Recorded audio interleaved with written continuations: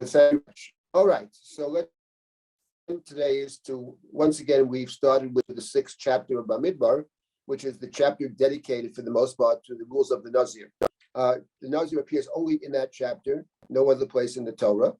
As I said last week, the context of the Nazir, the immediate context, it is preceded by the Sota rules, and it's followed by the blessing of the priest, Birkat Kohanim, which itself is interesting. Leave that aside for now. But the larger point that I emphasized last week, which is relevant to our thinking, our conversation about this, has to do with the fact that the larger setting of the Nazir is the construction of the camp. It's the way the camp moves throughout the desert, which is, in a sense, the description of the people. The people are divided into different groups. They camp around the Mishkan, which is at the center. The Mishkan is the central institution to which everybody is connected. That's a very important point in the book of Bamidbar, because the book of Bamidbar is about, on one hand, the Jewish people,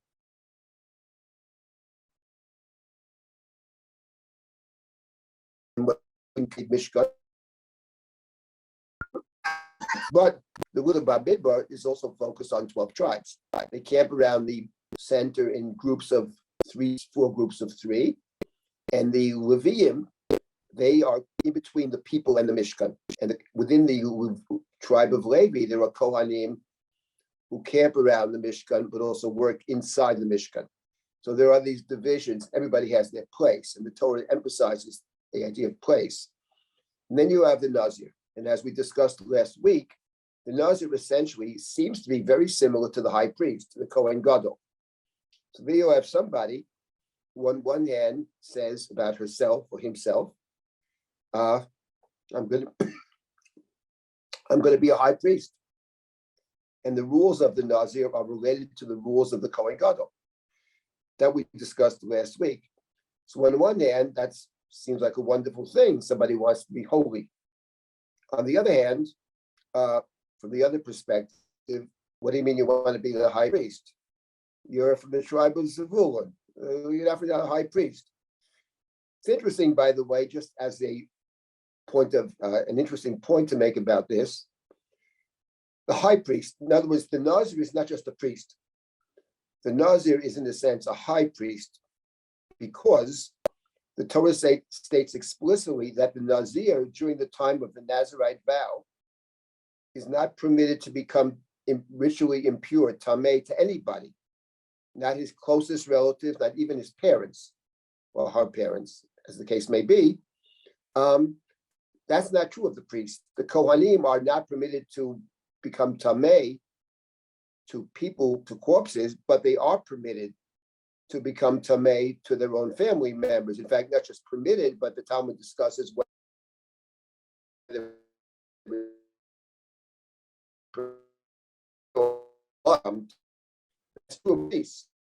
except for the high priest. So the Kohen, so the Nazir, in a sense, has assumed the role, if temporarily, of the high priest. Now, the difference between the high priest and the regular priest, there are several differences, but one of the distinctions between them is what they wear. The high priest, the regular priests have 4 garments. Pretty soon in the weekly Torah reading, we're going to come to the Big Day Kahuna, the priestly robes. And the priests have 4 garments that they wear. The high priest wears 8 garments, an additional 4 garments. And one of the differences between the high priest's garments and the regular priest is that one of the garments that the priest wears is called the tzitz. It's like the headband. And on this headband that only the high priest wears are written 2 words, Kadosh Lashem, holy unto God. So the high priest has written on his garments that the high priest is Kadosh, is holy.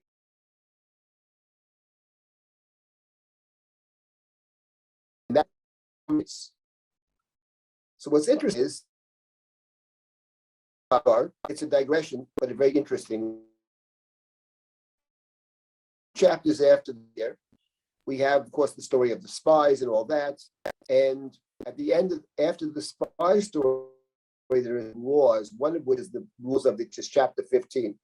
And the Torah says that, speak to the children of Israel, for sulahem tzitzit al kanfei bigdehem l'dorotam, that the Jewish people should wear tzitzit. Vayochem l'tzitzit, you have these tzitzit, you will see them. Ureitem otam, you remember all of the commandments, and not stray after your eyes. And the last verse, Ani Hashem Elokeichem asher hotzeti etchem me'eretz Mitzrayim v'yot lochem Elohim, I am the God who took you out of Egypt. And prior to that, it says, V'yitem kedoshim Elohechem, you will be holy unto your God. So what's very interesting is that in the wearing of the tzitzit, the stated purpose of wearing the tzitzit is to remember that we left Egypt, but also you shall be holy unto God, kedoshim.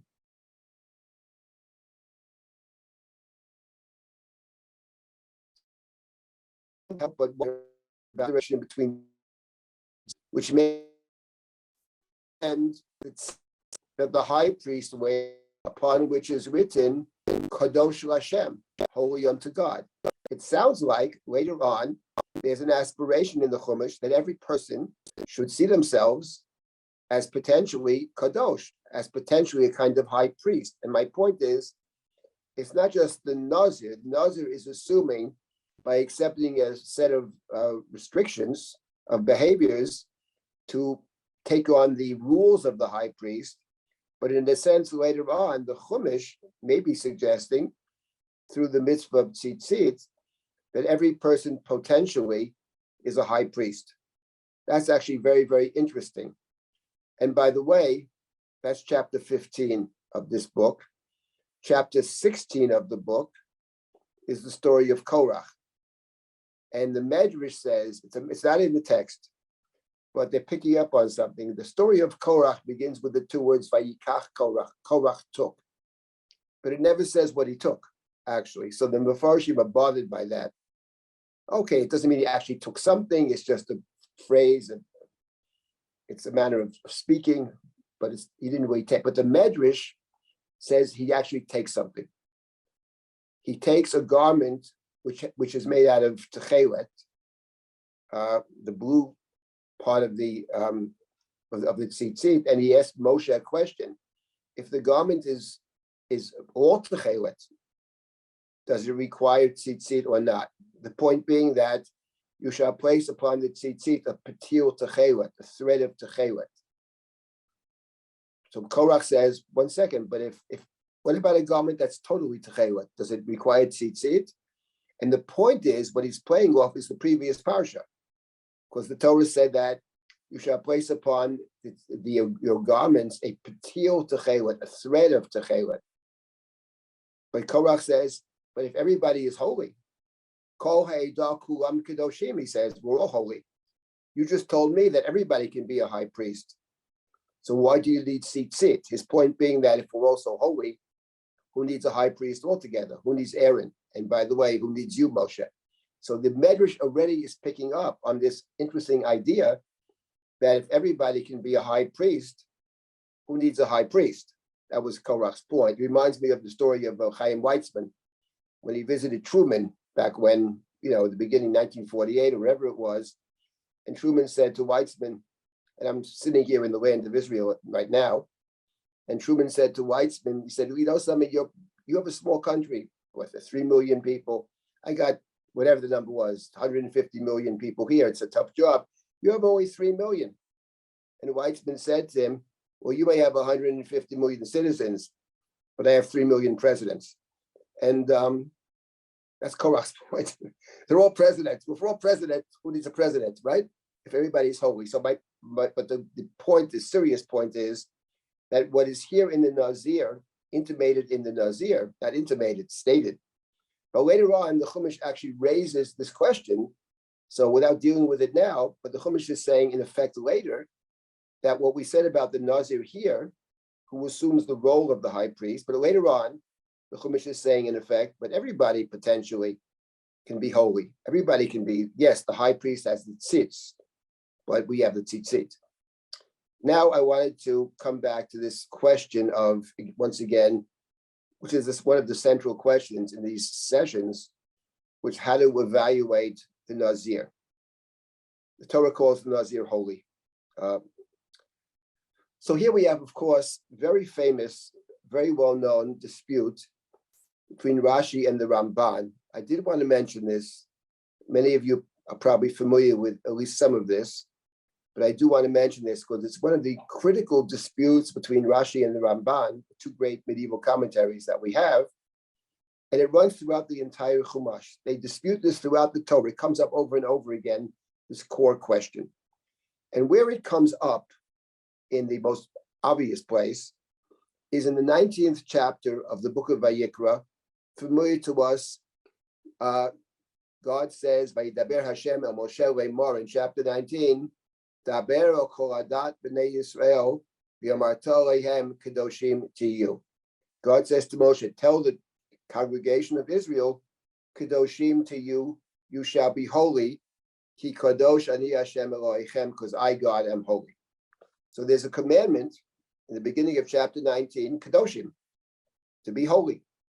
So Rashi comments, what does it mean to be holy? So this is what Rashi says. Rashi says this is chapter 19. But in chapter 18, the previous chapter, chapter 18, this has all the rules of forbidden relationships called the arayot. That's fundamentally the basic theme of chapter 18. So Rashi comments that when I told you in the previous chapter about all these various forbidden relationships, but kadoshim tiyu, says Rashi, kadoshim tiyu means not only are these relationships are forbidden, but don't put yourself in a situation where you might get involved. So perushim tiyu, distance yourself, don't get involved, don't get put in a situation where you could potentially violate one of the forbidden relationships. That's what Rashi says. And we know from the Gemara talks about this, all kinds of distancing and keeping one's distance, not to put yourself in situations where you might get involved one way or the other in some kind of problematic relationship. Okay, that's Rashi, and we know the Talmud speaks about that. And frankly, over the last, what once maybe I've seemed to people to be a very old-fashioned way of thinking, in the last 10, 20, 30 years has become not so old-fashioned. People are being much more careful about where they place themselves, and both out of their own temptations and out of a sense of what appearance, etc. So we know this. That's Rashi. That's what Rashi says. So Rashi connects chapter 19 to chapter 18.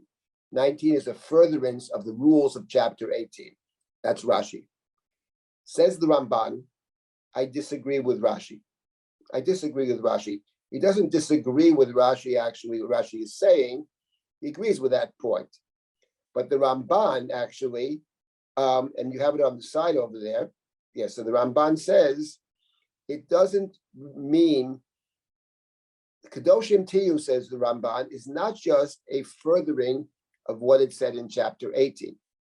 But Kadoshim Tiyu means to be, in general, to be holy.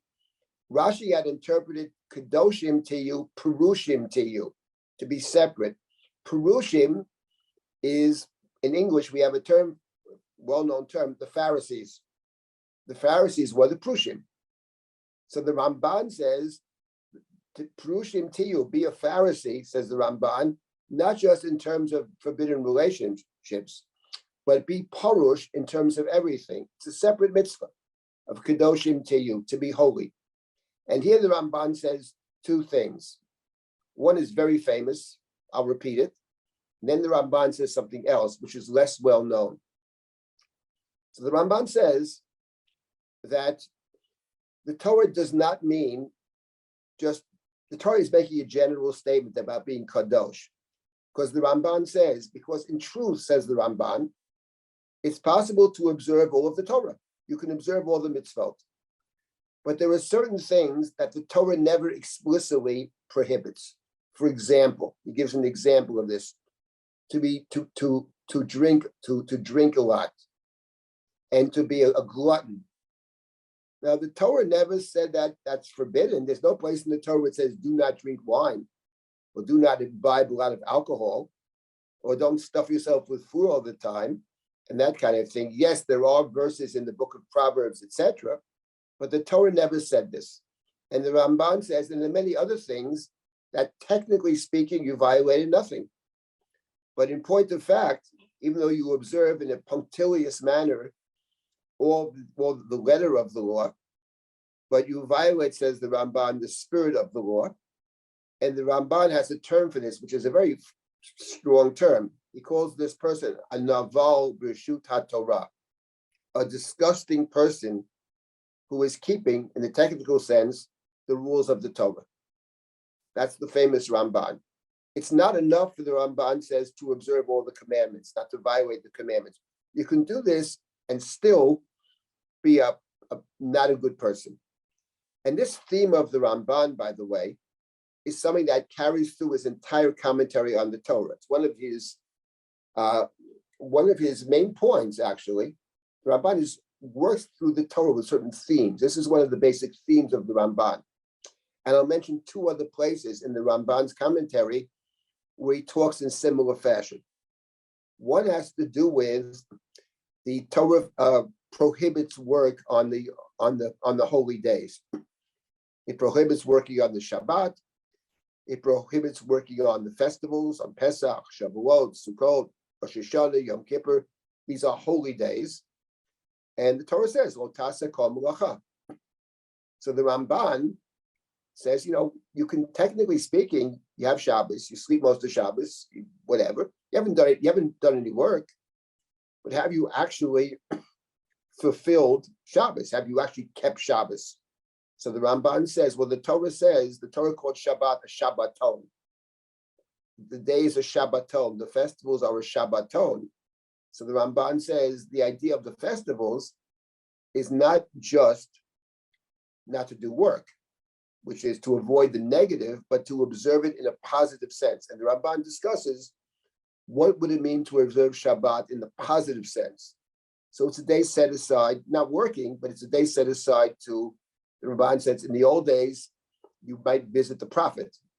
Story of the Shunammite woman. Why are you leaving? The husband says, it's not Shabbos. What are you going to see the prophet for? Or Chodesh v'lo Shabbat. The idea of reading the Torah and studying the Torah reading.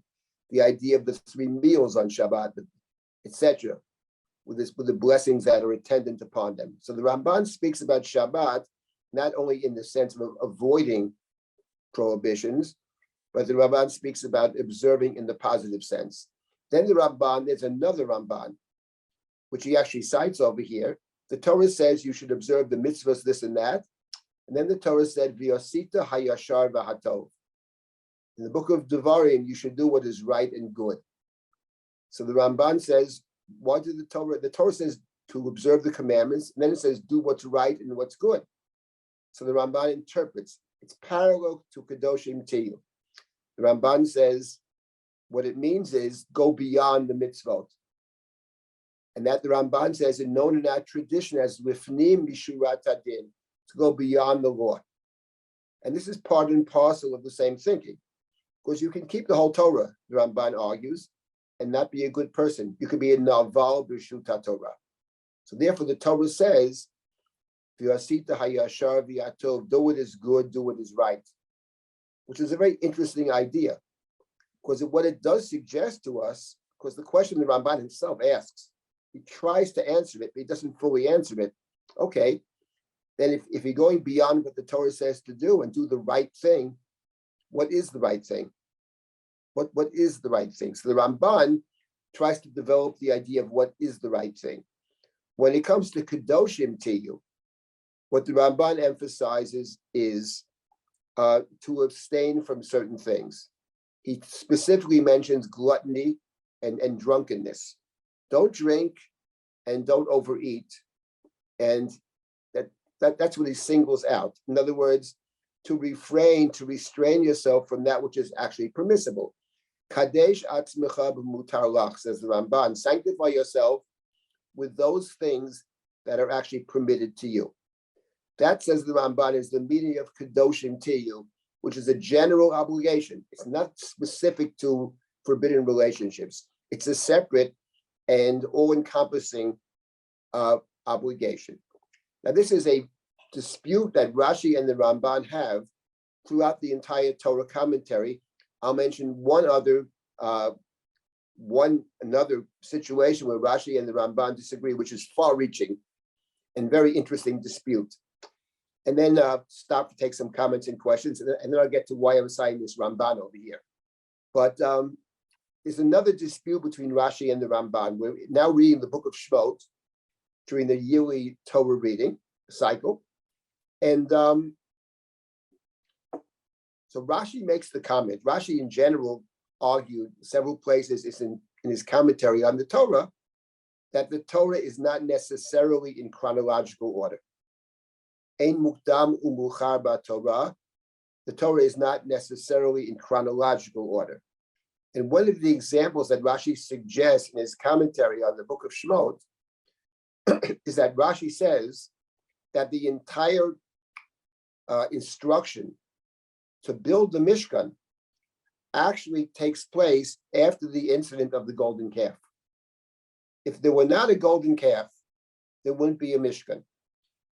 Rashi is arguing, but once we see that the people require some kind of tangible representation of God, some tangible way to approach God, so the golden calf is a forbidden way to approach God. So what the Torah then offers the people is a kosher golden calf, one might say, a kosher way to approach God through something which is tangible. But if not for the situation of the golden calf, there would be no Mishkan. Now, if we take Rashi to a logical conclusion, where if there is no Mishkan and no golden calf story in the book of Exodus, where does the book of Exodus end? Our book of Exodus ends in chapter 40 with the actual building of the Mishkan. But if there's no golden calf, which is chapter 32 and 33 and 34, then there's no Mishkan, which begins in chapter 25. Pretty soon we'll be reading that. So the last chapter of the book of Exodus would be chapter 24. Chapter 24 in the book of Exodus is when Moshe comes down the mountain and tells the people all about the laws that were given at Har Sinai. And the people say, Na'aseh v'nishma. The Torah would end. The book of Exodus would end with the giving of the Torah.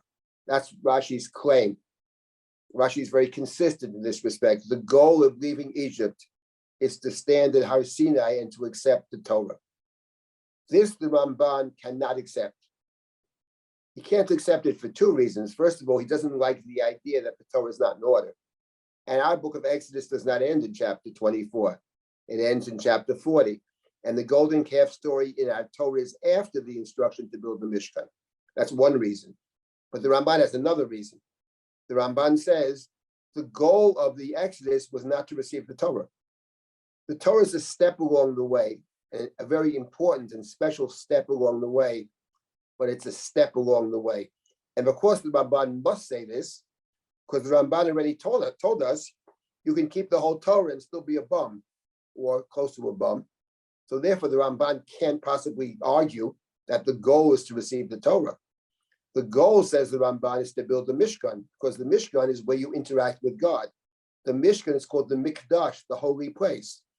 Holy people should build holy spaces. So the Ramban says, therefore, I disagree with Rashi, and the goal is not to receive the Torah. The Torah is a necessary step along the way, but not sufficient. So what the real goal is kadoshim to you. Now, when you think about this dispute of Rashi and the Ramban, this is a very, very, very far-reaching dispute about spiritual goals. And, is the goal observance, or is the observance a step towards connecting with God? The Ramban argues the latter. And I think the Ramban, in terms of the reading of the Torah, I think the Ramban's position is very, very convincing that is what the Torah seems to be saying. Now, let me stop here for a minute, and then we'll get to the Nazir. Because I mentioned the first half of the Ramban, but right on the screen, you see something else about the Ramban, which is quite fascinating. But let me just stop if anybody has any comments or questions to this point. Maxine, is there anybody comments or questions? Or someone can speak up at this point.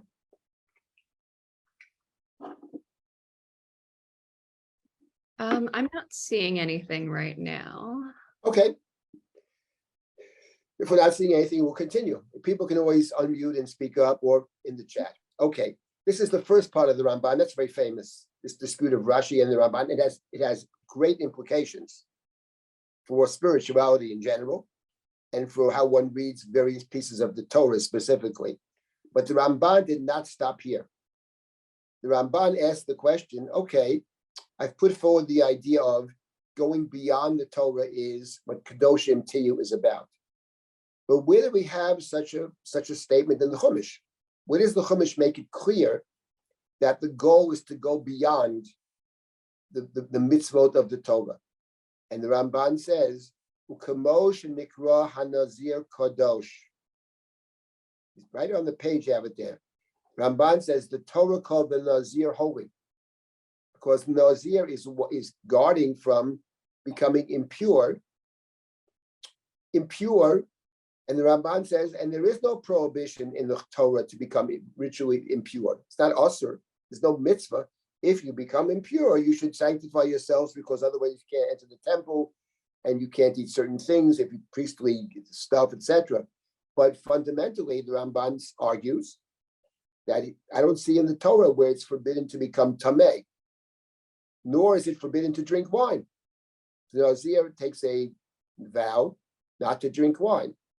So the point is then that for the Ramban, quite remarkable, the question of what is that take on the Nazir? And as I pointed out, you can read the Nazir in different ways, because on one hand, the Nazir is stepping out of the established structure. Well, what do we make of this person who steps out of the established structure? The Ramban thinks not only it's permissible, Kamosh Nikra HaNazir Kadosh. The Torah says Kadoshim Tiyu. But where's the example of Kedusha? So the best example we have of Kedusha, says the Ramban, is the Nazir, because the Nazir accepts upon herself or himself additional restrictions. Kedusha for the Ramban, because one could presumably have different conceptions of what it means to be a holy person. But for the Ramban, an essential ingredient of holiness is actually restrictions. It's certainly the case that the holy days, the days that are called Kadosh, are all days in which it is forbidden to work. The prohibition of working is an essential ingredient of what we call a day holy. Chanukah and Purim are nice days on the calendar, but they're not holy days, because you're permitted to work on Chanukah and Purim. So the point is that for the Ramban, the Nazir is Kadosh.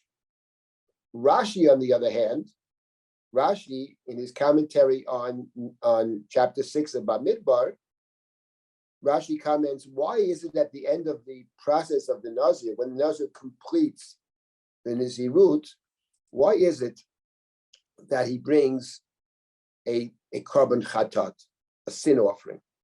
The Nazir, upon completion of the Nazirut, the successful completion of the Nazirut, brings 3 sacrifices, one of which is a chatat. So Rashi sees the chatat as a sin offering. But what is the sin? So Rashi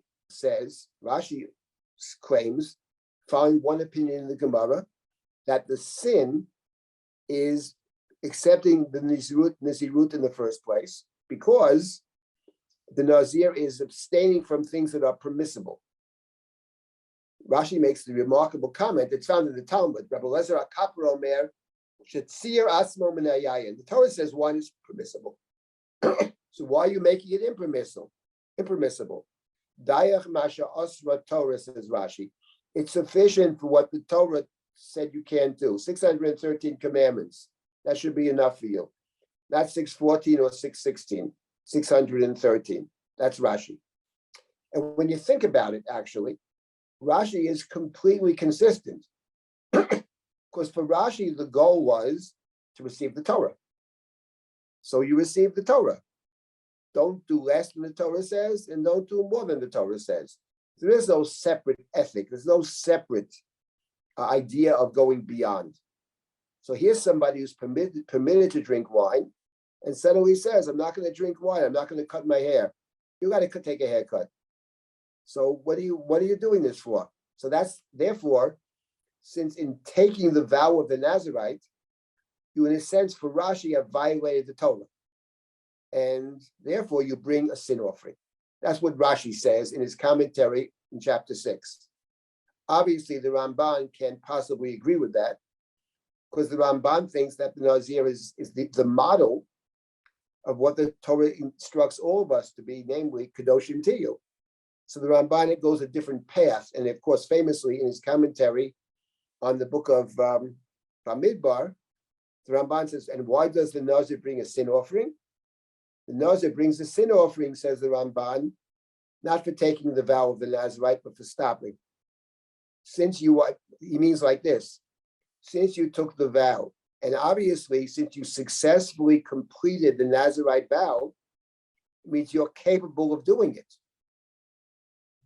If you're capable of doing it, what are you stopping for? You're on a higher level. Now you're going to go back to the mundane world, a sin offering for that. I would say that for the Ramban, in my reading of the Ramban, is that for the Ramban, the issue with becoming a Nazarite is the question of whether you can actually do it. You're taking upon yourself an obligation, and the question is, are you capable of fulfilling the obligation? Rabbi would argue, listen, if you're not capable of doing it, then don't take it on, because you're putting yourself in a position where you could violate the vow. You took a vow, which entails these restrictions. If you're not going to be able to do it, then you shouldn't take the vow in the first place. But having successfully completed the Nazarite vow, because it's taken for X number of days in the Torah, well, we see you can do it. So if you can do it, you shouldn't stop. So Rashi and the Ramban have completely opposite understandings of why the Nazir would bring a sin offering at the end of the Nazarite vow. Okay, so let me just, I wanted to mention that Rashi and Ramban, which is a very famous Ramban, and if you have a chance to look at it, it's the beginning of chapter 19 of Vayikra Kedoshim Tiyu. What most people don't remember in the Ramban is that he mentions the Nazir twice. This for him is the model. The Nazir is the model of piety, of sanctity.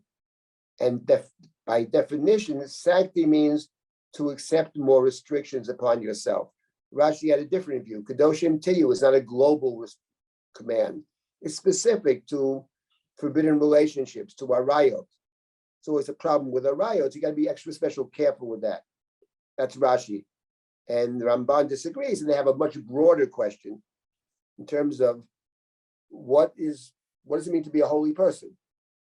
For Rashi, a holy person means to keep the laws of the Torah. That's what Rashi says, and he says it consistently.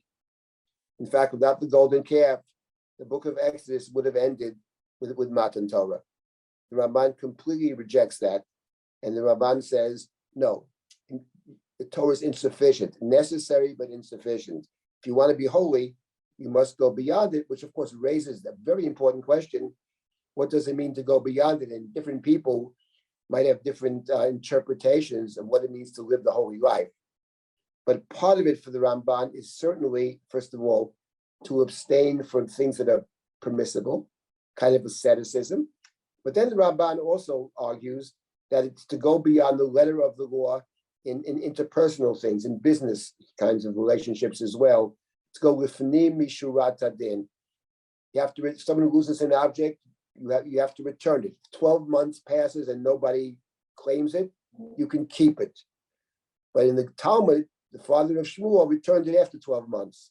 He went with Fnim Mishurat Adin. There are situations you have a worker, technically speaking, you have to pay the worker. What if the worker is poor, etc., extenuating circumstances? Then if you pay the worker, you're going with Fnim Mishurat Adin. So that's the Ramban claim of the Ramban. And then there's a question which many have debated, whether that itself is part of the din or not. Is it part of the law to go beyond the law?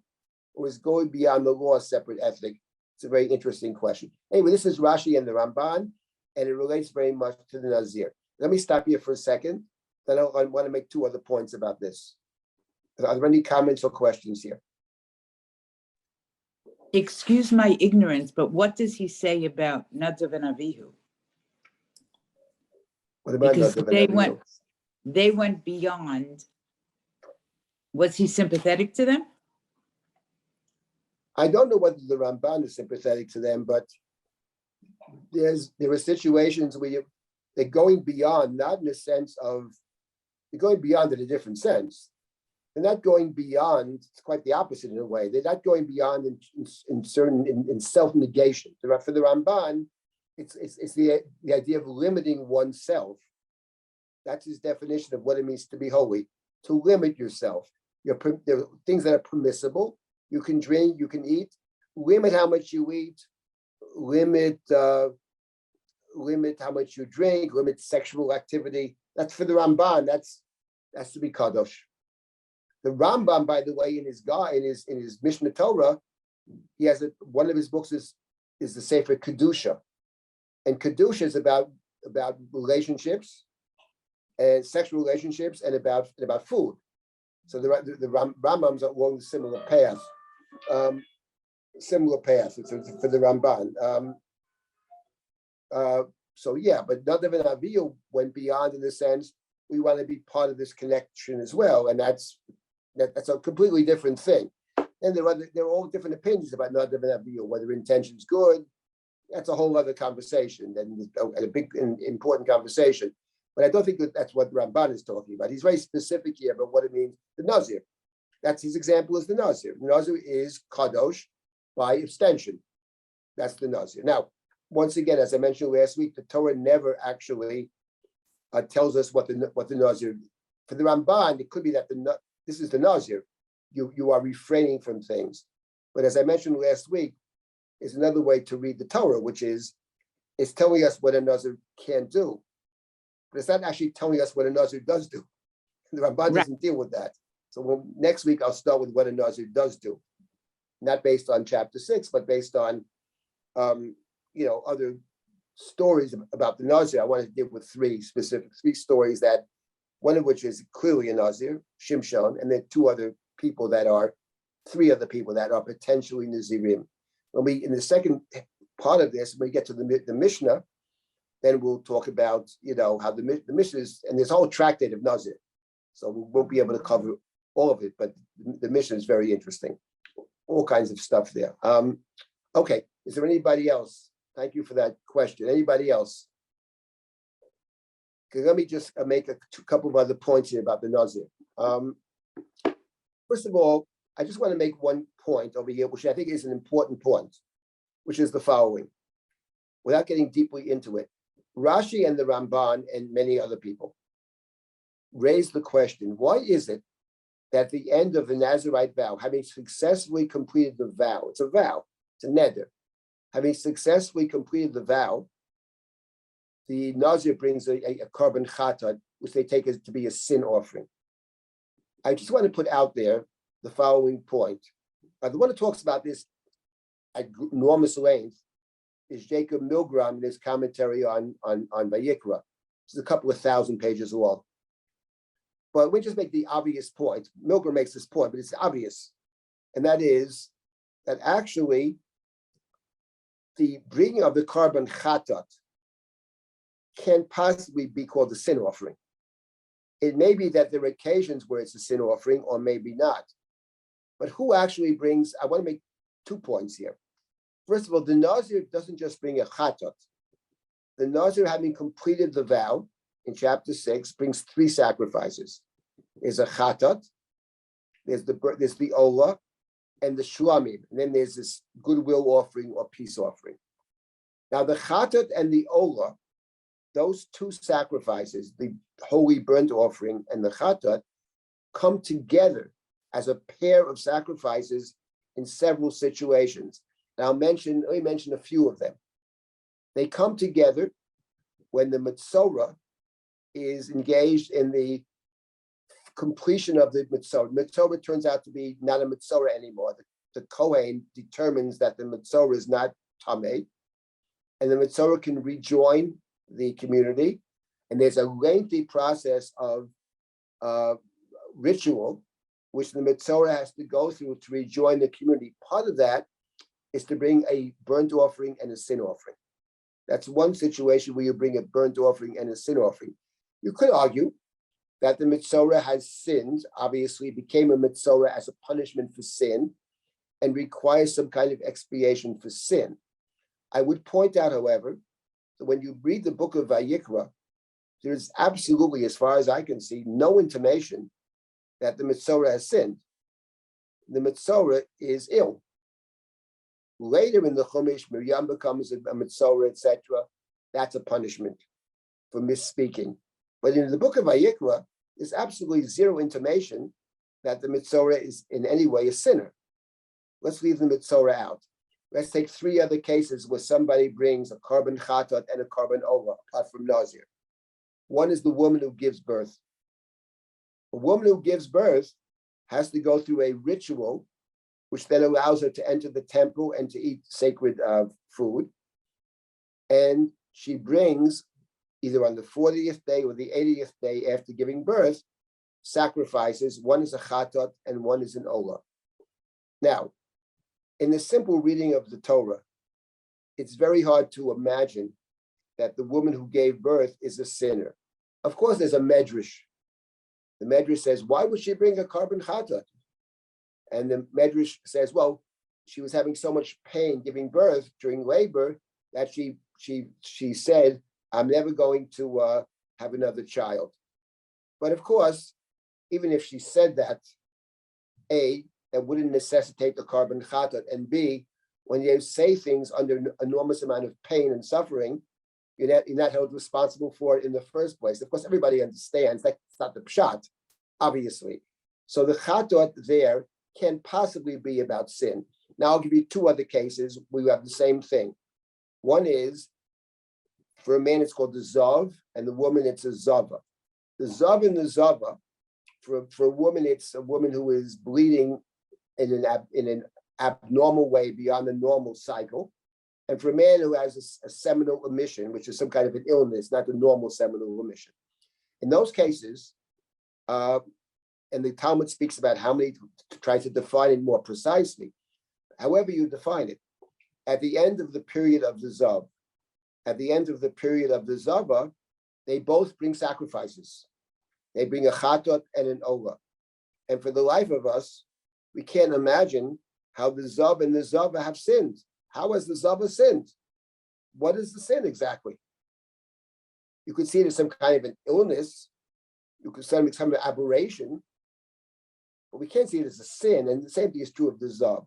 So you have actually these four people: the Metzora, the zav, the zava, and the yoledet. Those four people, actually, there's a whole discussion of them in the Talmud, in the Mishnah. They are ritually impure, and the description the Gemara gives about these are four that tuma yotzeit migufo. They are ritually impure, not because they touch something. Not, for example, like the tamei mate. Tamei mate is impure because the tamei mate is a person who came in contact with a human corpse, and coming in contact with the human corpse is nothing about you personally. The tumah doesn't exude from you. You became tamei because you came in contact or in the same place. Now, even in terms of the tamei mate, it's very interesting that the tamei mate does not bring sacrifices. But what's interesting about the tamei mate, some of these are things to think about, is that in the Torah's description of the purification of the tamei mate, it's insufficient just to go to the mikveh, but the tamei mate has to have sprinkled upon the tamei mate water which contains the ashes of the para aduma. The para aduma in the Chumash is called the chatat. It's very striking. It's called the chatat. It's not actually a sacrifice, but as the Talmud picked up and runs with it, it's called the chatat. So therefore, I just want to put out there what to me is self-evident, that actually It's not that the Nazir brings a carbon chatat because the Nazir has sinned. There is no sin involved over here. There's a different reason. There's something else about the chatat, and also it comes together with the ola. In the cases I mentioned of the oledet, the woman who gives birth, the zaba, the zav, and the mitzora, in all four of those cases where the tumah exudes from the person at the end of the cycle brings not only the carbon chatat, but brings the chatat together with the ola. The same is true of the Nazir. So what strikes me, without getting deeply into it, what strikes me about the commonalities of all these cases, and maybe we'll talk about this in the future, strikes me that the cases are about somebody who, for some reason, in three of the cases, it's obvious, the Zav, the Zava, and the Metzora are perceived as being outside the community, and that the Chatot and the Ola are a way to enter back into the community. And the same is true of the Nazir. The question, actually, that the outstanding question would be the Yoledet. Why is the woman who gives birth seen as being outside the community? I'm quite certain that that is what's going on. Why it's that way is a good question. I just want to put out there that the dispute of Rashi, the Ramban, why the Nazir, what is the sin of the Nazir, is a drush, basically, but it can't possibly be the pshat, because it's certainly not the pshat in the other cases. The Zava has not sinned, nor has the Yoledet sinned, nor has the Zav sinned, nor frankly has the Metzora sinned as far as Sefer Vayikra. Just want to put out there that's an important point for the Chumash. I did want to say one more thing here, but before that, I'll just stop for a moment to take comments or questions.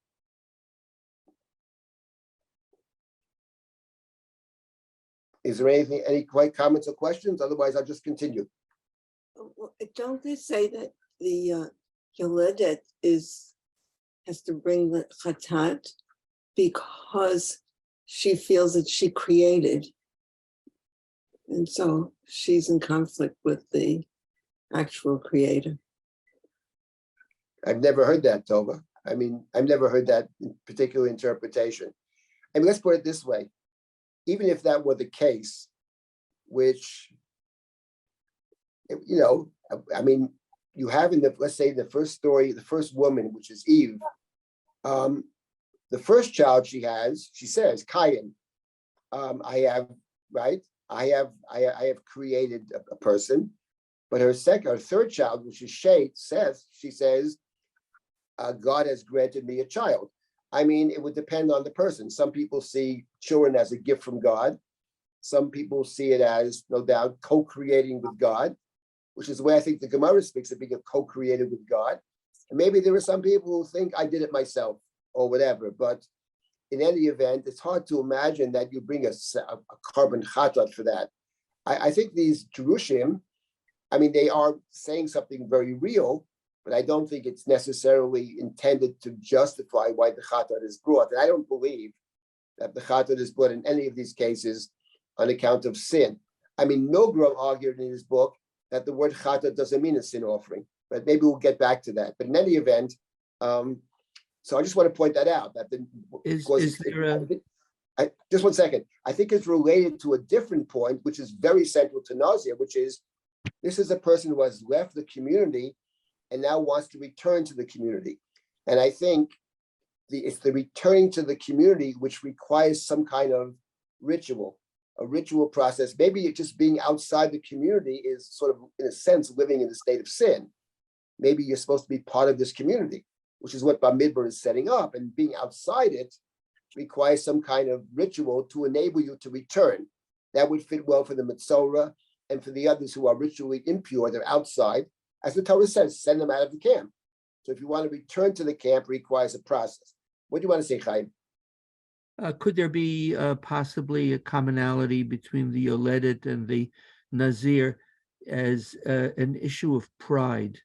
That on some level, that sense of, as Tova said, being a creator, but also going beyond, and so that at the same time that's a positive virtue from the Ramban's perspective, but the other side to it is it's a sense of see how I am better than all of you in the camp. It's certainly possible that you and Tova are saying very similar. It's a very similar idea. I don't know. The truth of the matter is, I think to understand this better, and I have to look into it, but I remember that, let's leave the Torah out of it. If you look at other cultures, it's very interesting that there are many cultures, and even within Judaism, within certain strange Judaism, that the woman who gives birth stays inside her house for a certain amount of time. I think in some Hasidic circles, this is also the case, doesn't leave home for X amount of time. And it strikes me that is somehow related to this idea of being one, having given birth for whatever reason. We have to think about that. She finds herself outside the community and has to be reconnected to the community, because there are these very interesting practices of women not leaving the house after they give birth. I think it's a matter of power. I think that there is in many cultures this aura of a woman who has given birth, that she's a female deity. She's very, very powerful, and they want to limit that. And she has created something. I think in the ancient world, there was tremendous taboo about periods. You know, they had them in huts outside. You know, Mary Douglas writes about that.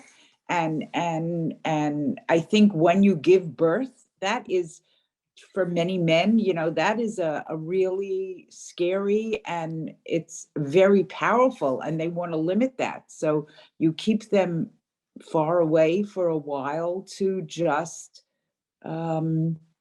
keep them separate and till it dies down. I think that's a sociological thing. It could be. I mean, you're all basically, I think the three of you are saying something related to each other.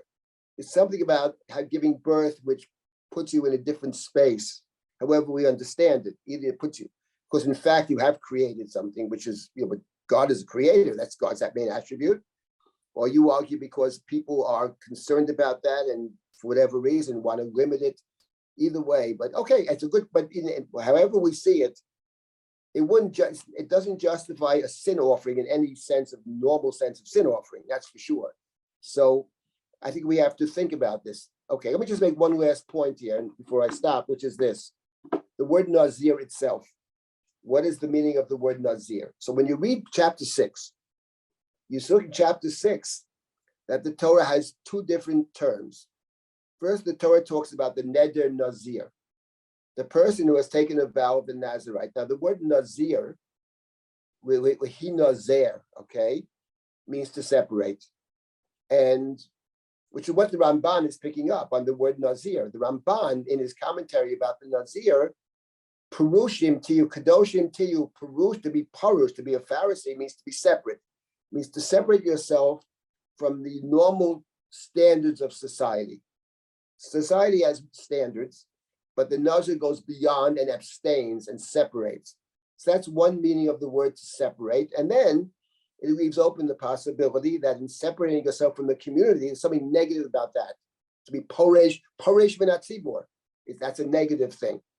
That's where the word Nazir figures in chapter 6. But the word Nazir figures again in chapter 6 when in terms of the word Nazir. The word Nazir means a crown, right?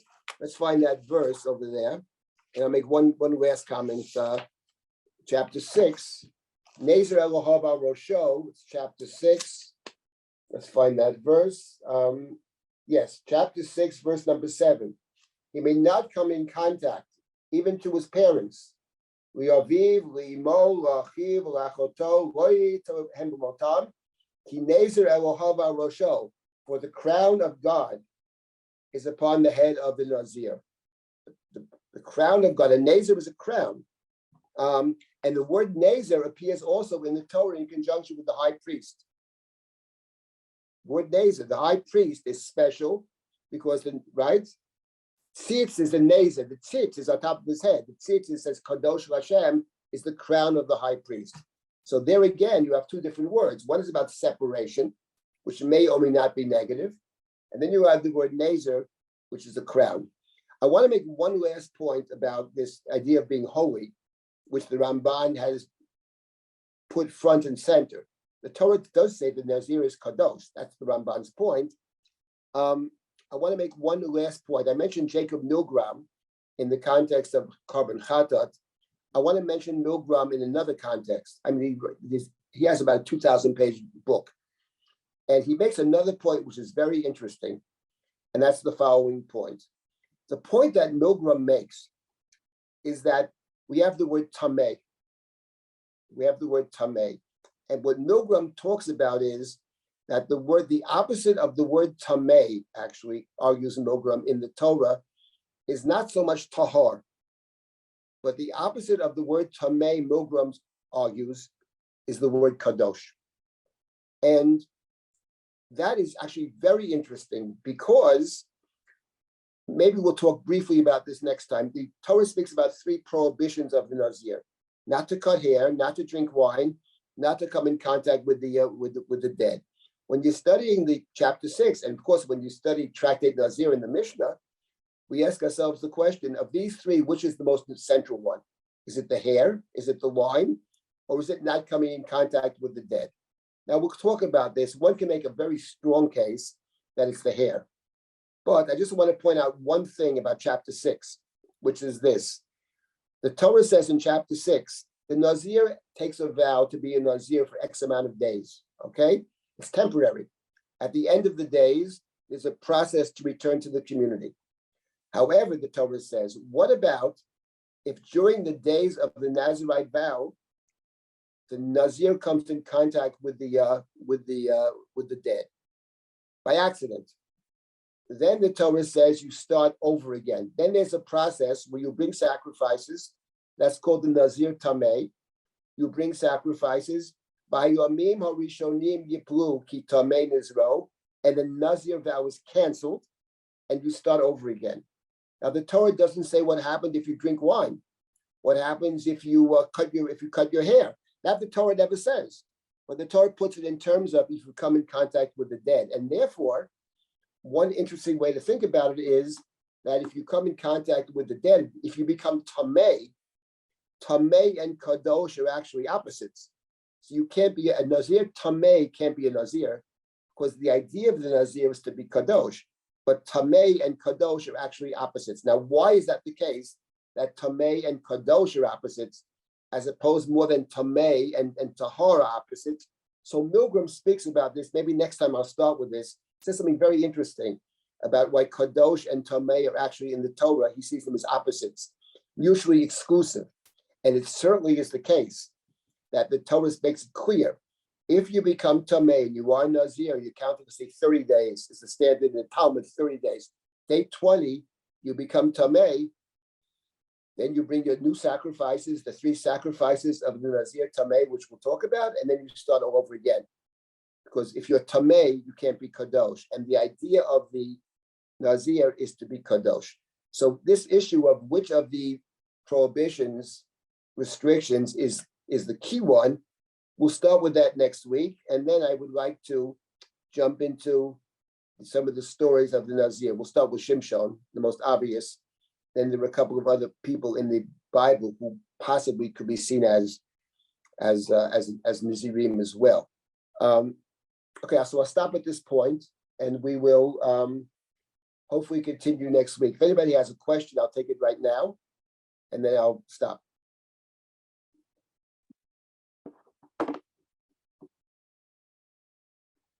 All right, so I will stop at this point then. So today we looked at the Ramban and Rashi, of course, which relates to the whole question of the Nazir, is good, bad, or whatever. Then we discussed, a couple of other issues relating specifically to chapter 6, the Nazir versus the Nazir word, which is very important. We discussed the bringing of the sacrifice at the end, chatat, what that's about, and I strongly suggest, that it's not in any classical sense about sin. That's not to say that there may be other problematic features of Nazir, but in no classical sense is it a sin, and that actually it's something different, which I suspect is about the person who's outside. It's the process of return. That's what I'm quite certain it is, though it has to be defined more precisely. Okay, so then, and then of course the idea of Tameh and Kadosh as being mutually exclusive. Okay, so we'll pick up with this a little next time, and then we'll jump to Shimshon and the story of the Nazir, which, different question, what is Nazir actually about? Is it just a bunch of restrictions? Or is the Ramban, are you living the ascetic life? Or is there a different side to the Nazir? And I would argue strongly that at least in the biblical stories, there's another side to it. But we'll get to that hopefully next week. All right, Okay. so we'll stop at this. Yes. Excellent. Thank you. Yeah, thank you, Rabbi Silber. Thank you, everyone, for joining and sharing your thoughts, asking questions. Just one thing I want to bring up is that in 2 hours from now, Drisha is having a conversation on the Parsha. So this week, we have a guest teacher, Rabbi Alex Israel. He's excellent, with these literary readings of Tanakh, and I'm sure he has, just wonderful insights on Parshat Yitro. And he'll be speaking with Rachel Gelfman, excuse me. So I hope you can join us for that. And looking forward to seeing you all next week. Thank you. Yes, thank you very much. Okay, bye-bye.